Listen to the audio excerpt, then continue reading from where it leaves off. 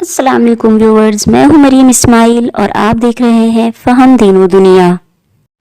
انسانی عادتوں کے ماہرین نے ڈیٹا کی بنیاد پر ریسرچ کی اور معلوم ہوا دنیا میں 99% غلط فیصلے دن 2 بجے سے 4 بجے کے درمیان ہوتے ہیں۔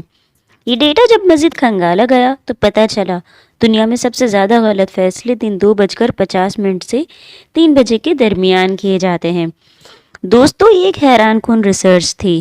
اس ریسرچ نے ڈیسیجن میکنگ، قوت فیصلہ کی تمام تھیوریز کو ہلا کر رکھ دیا۔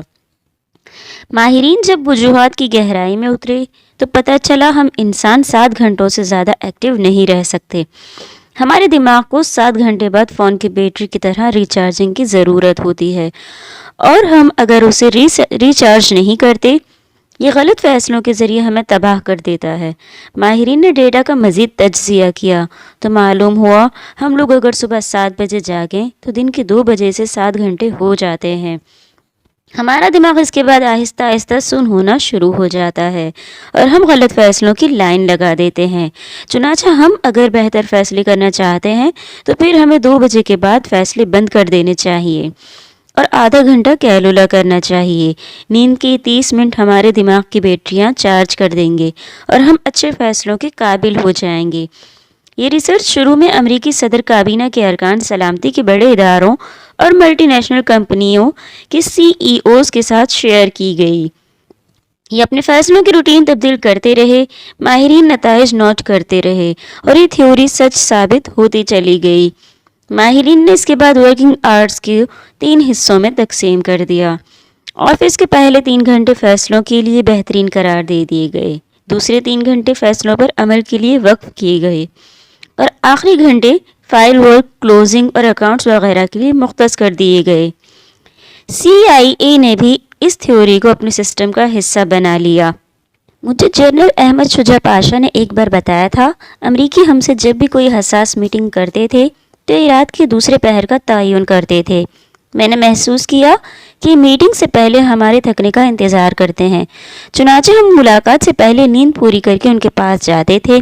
میں نے برسوں پہلے ایک فقیر سے پوچھا تھا، تم لوگ مانگنے کے لیے صبح کیوں آتے ہو اور شام کے وقت کیوں غائب ہو جاتے ہو؟ فقیر نے جواب دیا تھا، لوگ 12 بجے تک سخی ہوتے ہیں اور شام کو کنجوس ہو جاتے ہیں، ہمیں صبح زیادہ بھیک ملتی ہے۔ مجھے اس وقت فقیر کی بات سمجھ نہیں آئی تھی، لیکن میں نے جب 2 بجے کی ریسرچ پڑھی تو مجھے فقیر کی بات سمجھ آ گئی۔ آپ نے بھی نوٹ کیا ہوگا کہ آج سے 50 سال پہلے لوگ زیادہ خوش ہوتے تھے، یہ شامیں خاندان کے ساتھ گزارتے تھے، اسپورٹس بھی کرتے تھے کیونکہ پوری دنیا میں اس وقت کیلولا کیا جاتا تھا، لوگ دوپہر کو سستاتے تھے۔ مگر انسان نے جب موسم کو کنٹرول کر لیا، یہ سردی کو گرمی اور گرمی کو سردی میں تبدیل کرنے میں کامیاب ہو گیا تو اس نے کیلولا بند کر دیا۔ چنانچہ لوگوں میں خوشی کا مادہ بھی کم ہو گیا اور ان کی قوت فیصلہ بھی بدل گئی۔